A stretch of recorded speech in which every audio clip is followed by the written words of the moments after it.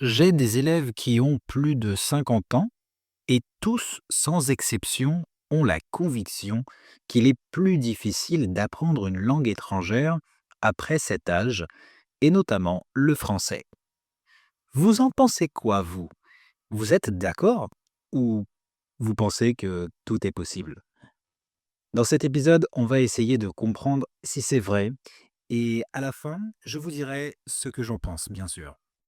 Bonjour, je suis Jonathan, professeur de français natif et coach pour tous ceux qui souhaitent gagner en confiance en français. Dans mon podcast, toutes les semaines, vous allez améliorer votre compréhension du français, mais aussi à débloquer votre apprentissage et enfin à mieux comprendre les codes culturels français. Sachez que vous pouvez accéder à la transcription gratuite et aux flashcards sur mon site web www.tavieenfrançais.com. Et si vous avez un moment, vous avez aussi la possibilité d'évaluer ce podcast avec une étoile et un commentaire. L'être humain est vraiment capable d'apprendre beaucoup de choses. Et souvent, on sous-estime nos capacités. Mais oui, c'est vrai, il a quand même quelques limites. Bien sûr, parfois, on ne peut pas retenir des tonnes d'informations en même temps quand on est fatigué, par exemple. Il y a des moments où, tout simplement, on dit stop, où il y a des mots qu'on n'arrive pas à retenir. Du coup, peut-être ça vous arrive. Et là, ce qui se passe, c'est que vous pouvez vous sentir moins efficace et ça vous frustre. C'est normal. Et ça, je pense que c'est valable pour tous, peu importe l'âge qu'on a. Mais alors, pourquoi on pense que c'est pas possible d'apprendre le français après 50 ans? Eh bien, parce qu'on évolue et parce que notre cerveau nous limite. Le cerveau est à la fois quelque chose d'incroyable et une barrière. Il nous empêche d'aller plus loin dans certains cas, car il ne peut pas tout retenir ni tout comprendre d'un coup. Notre mémoire et notre attention nous empêchent d'avancer. On peut aussi être freiné par nos émotions, comme la peur, le stress ou l'orgueil, qui nous empêchent d'agir de façon totalement logique. Mais le cerveau ne nous bloque pas complètement, car il peut changer et s'adapter. On peut toujours apprendre et s'améliorer, peu importe l'âge. Il nous permet aussi d'imaginer et de créer de nouvelles choses. Même dans des moments difficiles, on trouve souvent des solutions grâce à lui. Donc oui, le cerveau peut mettre aussi plus de temps à traiter les nouvelles informations. Donc on a besoin de plus de répétition pour retenir un mot ou comprendre une règle de grammaire, par exemple. Même quand on a appris quelque chose, ça peut être difficile de retrouver les mots rapidement quand on veut parler. C'est pour ça que vous avez l'impression de plus réfléchir que de réellement parler en français. Le cerveau des enfants, quant à lui, est beaucoup plus souple. Eux, ils apprennent les langues un peu comme des éponges, sans trop se poser de questions. Et après 50 ans, on conclut qu'on n'est pas capable d'étudier comme avant, surtout dans une société où il faut s'adapter aux technologies, où tout va très vite. Donc vieillir, ça signifie être moins capable? Eh bien, sincèrement, non, je ne pense pas. En fait, pour moi, ce qui fait la différence, c'est la façon dont on utilise notre cerveau. Je sais que beaucoup d'entre vous peuvent ressentir des doutes ou des peurs quand il s'agit d'apprendre le français. Et peut-être que certains d'entre vous se disent «Ah, mais je suis trop vieux pour ça, je ne serai jamais capable de parler comme un natif de toute façon». Mais en fait, tout ça, ce sont des idées fausses. Ce sont des blocages qui existent principalement dans notre tête. Et je vais vous expliquer pourquoi. Donc, si je peux me permettre, l'apprentissage d'une langue n'a rien à voir avec l'âge. Il y a des gens qui commencent à apprendre une nouvelle langue bien après 50 ans et qui réussissent très bien. Parmi mes élèves, j'ai notamment une élève de 75 ans qui apprend de nouveau le français. Oui, vous avez bien entendu, 75 ans. Elle s'appelle Lise, elle est remarquable. Sa passion pour la langue, pour les gens, et sa détermination l'aident à avancer, et ça se voit clairement en classe. J'ai une autre élève américaine, Alexandra, qui a pris la décision de partir vivre en France. Elle partira dans 4 ou 5 ans. Et du coup, elle anticipe son intégration en pratiquant le français chaque semaine avec moi. Sans parler de Craig, un autre élève que j'ai depuis plus de 2 ans, bientôt 60 ans, un autre élève américain qui a compris que l'apprentissage du français allait lui ouvrir beaucoup plus de choses qu'il ne le pensait. Je sais qu'il m'écoute, alors je voudrais qu'il sache que ça me fait très plaisir de les mentionner aujourd'hui. Leur passion pour la langue et leur motivation leur permet d'avancer énormément. Leur ouverture d'esprit aussi. Et vous voyez, ils apprennent le français, mais ne vivent pas en France. Donc, même depuis chez eux, c'est tout à fait possible.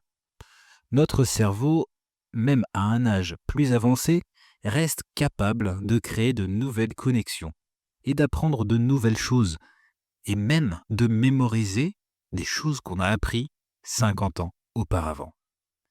L'important, c'est de ne pas se décourager et de ne pas écouter cette petite voix qui nous dit que c'est trop tard.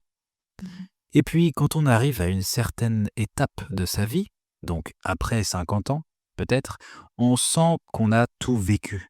Vous savez, cette sensation qu'on a tout fait dans sa vie. Alors, le fait de commettre des erreurs, du coup, c'est parfois un peu plus difficile à accepter. Vous avez peur de faire des erreurs, vous ? Eh bien, c'est normal. Les erreurs font partie du processus. Je le dis toujours. Quand on apprend une langue, il est tout à fait normal de se tromper. En fait, pour moi, chaque erreur est une occasion de progresser. Il faut le voir comme ça. Alors, ne laissez pas la peur vous paralyser. Vous savez, même les personnes qui parlent couramment une langue commettent encore des erreurs parfois. Moi, quand je parle espagnol, ça fait 10 ans que je vis ici, je fais encore des erreurs. Elles n'ont pas peur de parler, ces personnes-là. Elles essayent, elles corrigent et elles avancent. Et vous pouvez faire de même. Vous pouvez faire la même chose. Le perfectionnisme n'est pas nécessaire ici. L'objectif est d'améliorer votre communication, d'être compris et de comprendre les autres, pas d'être parfait.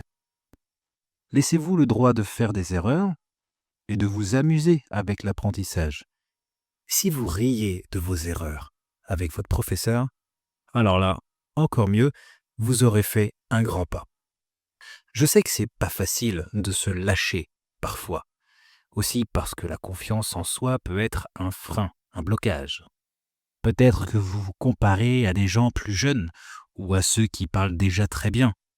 Mais rassurez-vous, les élèves que je vous ai cités parlent aussi bien que d'autres élèves à moi qui sont plus jeunes. Et puis, se comparer avec les autres, ce n'est pas nécessaire. Chaque personne va à son propre rythme, et ce n'est pas parce que vous ne parlez pas comme un natif tout de suite que vous ne progressez pas. Vous avez déjà une immense richesse d'expérience, de vie et de savoir. Et ça vous aide. À plus de 50 ans, on est généralement plus sage. On voit la vie avec plus de tranquillité. On commence à réfléchir sur soi-même, sur notre bien-être. Et ça, pour moi, ces moments de réflexion sont quelque chose de bénéfique, parce que c'est quelque chose que vous pouvez mettre en pratique dans votre apprentissage. En général, à cet âge, on analyse plus les choses. Alors si vous analysez votre apprentissage du français, c'est excellent. Beaucoup oublient de le faire. Apprendre le français, c'est un voyage. Ce n'est pas une course. Quand on a 50 ans, on est plus calme, on est plus sage, et ça va vous aider. Utilisez ça. Vous pouvez penser que c'est irréalisable à certains moments, parce que vous êtes plus lent que les jeunes, mais au contraire, il s'agit de petits pas quotidiens, de petites étapes. Et le fait d'analyser les choses, eh bien finalement, ça va vous permettre d'avancer peut-être plus vite que d'autres. Il est normal que ça prenne du temps.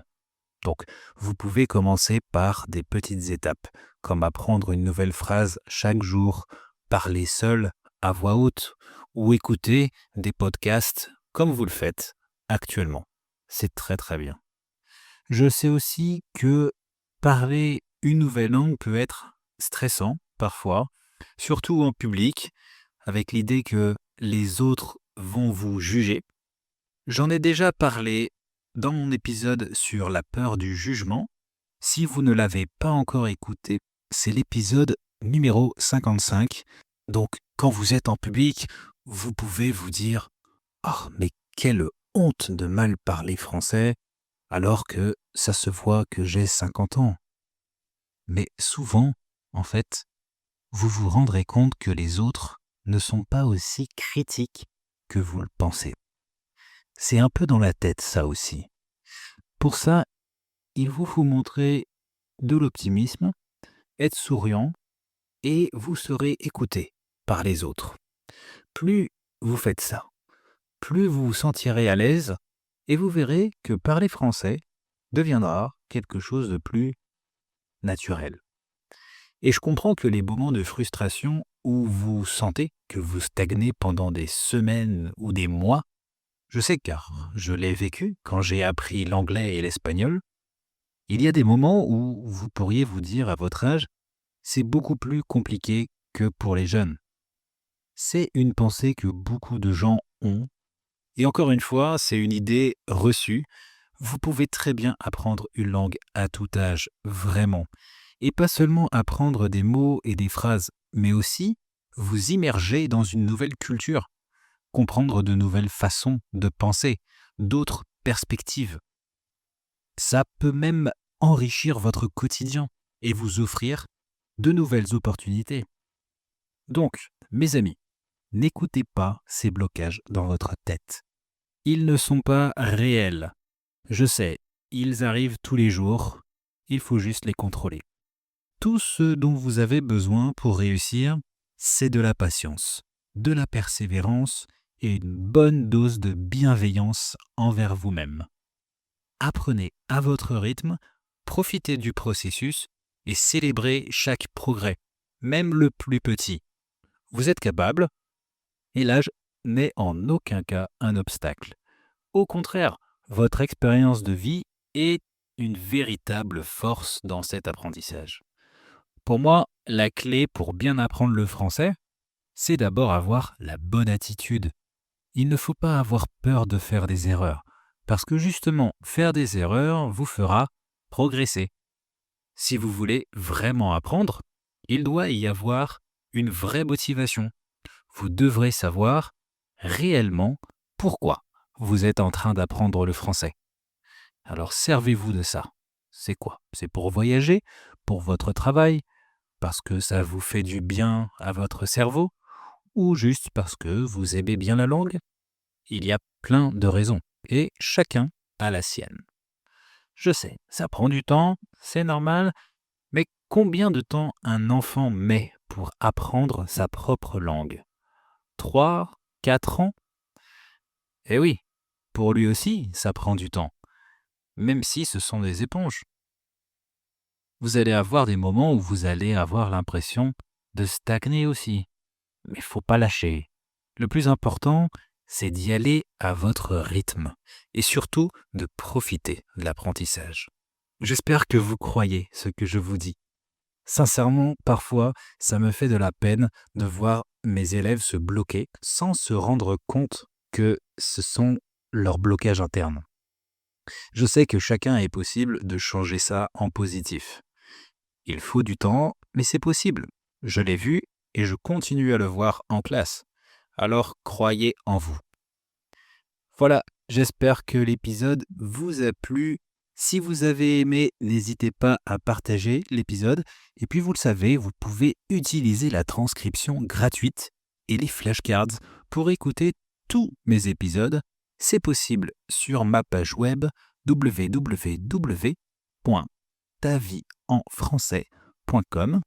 Donc n'hésitez pas, vous avez toujours du vocabulaire à apprendre et vous améliorez aussi de cette manière votre écoute chaque mercredi.